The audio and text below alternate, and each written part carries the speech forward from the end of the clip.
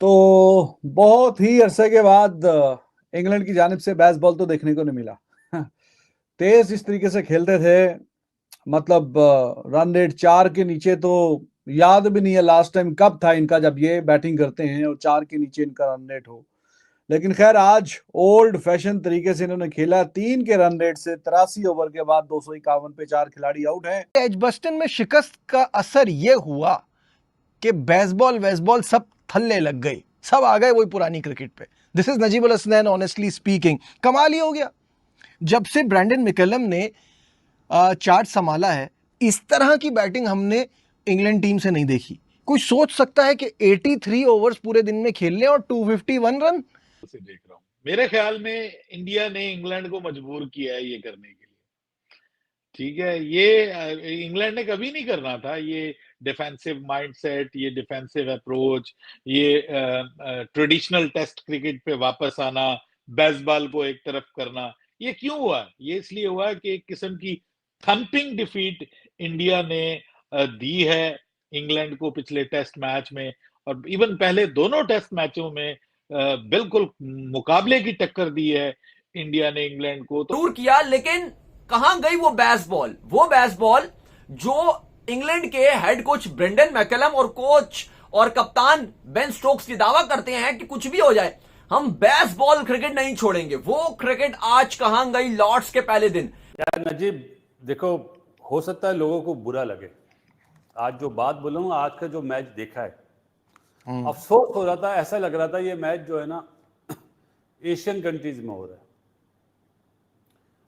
कल तक पिच पे इतनी बड़ी बड़ी हरी हरी घास, और रात में ही पिच पे से घास काट दी जाए, जो आज आथटन ने भी और नासिर हुसैन ने भी बोला कि हैरत है कि लॉर्ड्स की जो पिच थी वो बिल्कुल ही चेंज नजर आ रही है।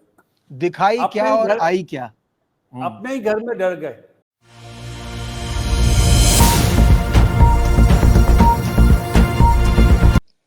और बीच बीच में सिराज भी जाके रूट को टॉन्ट करता रहा, हाँ जी where is the baseball, why not playing baseball, come on do something, play the baseball. But वो बंदा जो कन्वेंशन तरीके से खेलता है और वो 99 में नॉट आउट है, करियर के 37वां 100 करने से सिर्फ 1 रन की दूरी पे है। अगर कल आके वो 1 रन और कर जाता है तो ऑब्वियसली उसके करियर की 37वीं 100 हो जाएगी। तो बेसबॉल तो नहीं खेला इंग्लैंड, लेकिन कन्वेंशनल तरीके से टेस्ट क्रिकेट जो कि ओल्ड जमाने में खेली जाती थी, कि पूरे दिन के खेल के इख्तिताम पे 250 60 70 रन, वो जब हम देखते आए हैं बहुत अरसे से इस तरीके की क्रिकेट, तो वही हमें आज देखने को मिली है। और बेसबॉल नहीं देखने को मिला, उसमें आप ऑब्वियसली क्रेडिट देंगे इंडियन बॉलर्स को। ये तो बहुत ही कम स्कोर है। ये वो इंग्लैंड साइड है जो कि 400 तो मजे से बना देती है। इतने कम रन कैसे? जब हार का डर, जब इस बात का खौफ कि सीरीज 1-1 बराबर है, यहां कुछ ऊपर नीचे हुआ तो हाथ से ही ना निकल जाए पूरी सीरीज, ये सोच के जब खेलने आए, और फिर इंडियन प्लेयर्स ने भी उन पे तानों के खूब तीर चलाए। एक जगह तो मुझे गिल की आवाज आई, no more entertaining cricket lads. फिर एक जगह मैंने सुना बैक टू बोरिंग क्रिकेट। तो ये तो कहकर ले रहे। इतनी ज्यादा प्रेशर में इंग्लैंड को उन्हीं के घर में मैंने तो आज तक नहीं देखा था। तो ये देख के बड़ा मजा आ रहा है, और ये क्रेडिट इंडियन टीम को जाता है कि उनको उनके फॉर्मूला से भी दूर कर दिया है और उनको उन्हीं के घर में इतना अंडर प्रेशर ले आए हैं। तो अब उनको मजबूरन अंडर प्रेशर आके, ऑब्वियसली उन्होंने ये लॉर्ड्स का टेस्ट उनके लिए बहुत इंपॉर्टेंट हो गया था और सीरीज के पॉइंट ऑफ व्यू से भी इंपॉर्टेंट हो गया था, तो इसमें वो बिल्कुल पागलपनों वाली हरकत नहीं कर सकते थे। यहाँ पे वो बेसबॉल के चक्कर में पड़ के इस टेस्ट मैच को भी अपने हाथों से नहीं जाने दे सकते थे। इसलिए मैं समझता हूं कि इसका क्रेडिट भी इंडिया को जाता है। अगर आप इनडायरेक्टली देखें तो इसका क्रेडिट भी इंडिया को जाता है कि इंडिया ने मजबूर कर दिया है इंग्लैंड को कि भाई आओ वापस उसी क्रिकेट पे, तुम बहुत जो है ना वो हवा में उड़ने की कोशिश कर रहे हो, हम तुम्हारे पर काट लेंगे, इसलिए जो है ना वापस आओ उसी डिफेंसिव क्रिकेट पे। और होना भी चाहिए उस्मान, एक यूनी डायमेंशनल क्रिकेट नहीं चलती ना, आप वन डायमेंशनल क्रिकेट नहीं खेल सकते। हाँ बिल्कुल खामोशी थी।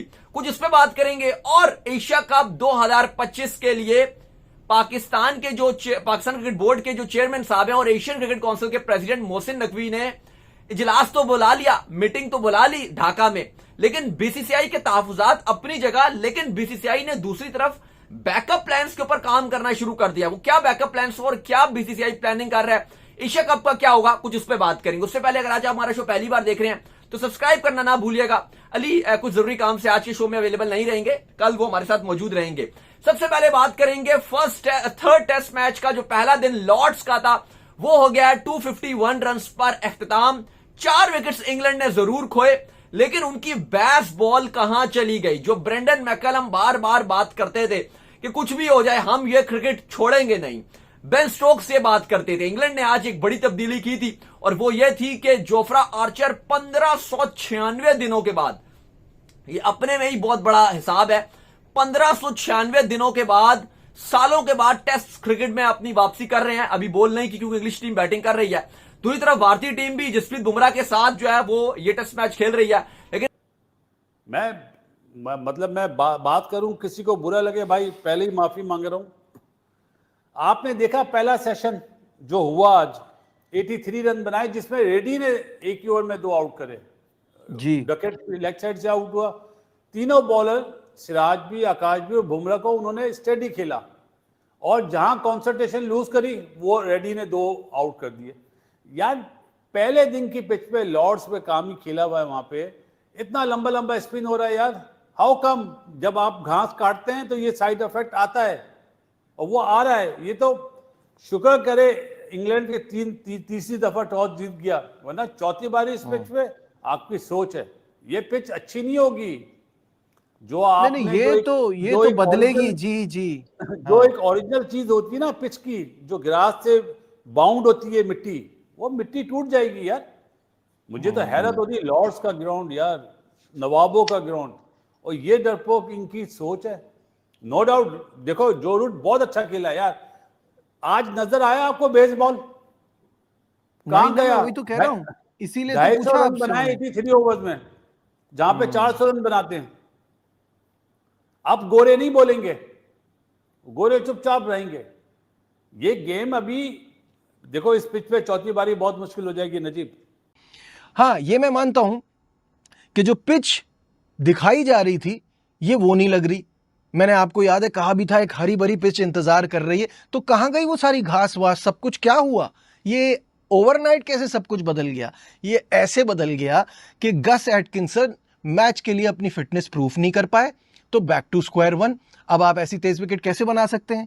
क्योंकि मैं पहले भी कह चुका हूं, इंग्लैंड टीम अपना पहला मैच, टेस्ट मैच जीती जरूर थी, लेकिन उनकी बॉलिंग बिल्कुल ही टूथलेस है, उसमें कोई जान नहीं है, कोई दम नहीं है। Without Mark Wood, without Gus Atkinson, उनके पास कुछ भी नहीं है। जोफ्रा आर्चर को डाल तो दिया है और वो फ्रूटफुल साबित भी हो सकता है, लेकिन 4 साल का गैप बड़ा लंबा गैप होता है, उसके बाद वो आए। क्योंकि पिछले मैच में जो बैटिंग ने हाल किया इंडिया की बैटिंग ने इंग्लैंड का, तो काफी कुछ उनके दिमाग में है कि अब हमने तेज खेलने के चक्कर में जल्दी आउट हो जाना है, या हम रफ्ता रफ्ता और धीरे धीरे खेलते रहें और रन्स की रफ्तार की बजाय रन्स पे फोकस करें कि रन्स बनने चाहिए। वो चलो 3, सवा 3, 3.5 जिस भी रन रेट से बनेंगे, लेकिन हमें बोर्ड पे रन्स चाहिए पहले बैटिंग करते हुए यहाँ पे। तो इस माइंडसेट के साथ ये इंग्लैंड खेल रहा है, और बेन स्टोक्स भी काफी अरसे के बाद जरा अच्छे रिदम में दिख रहा है।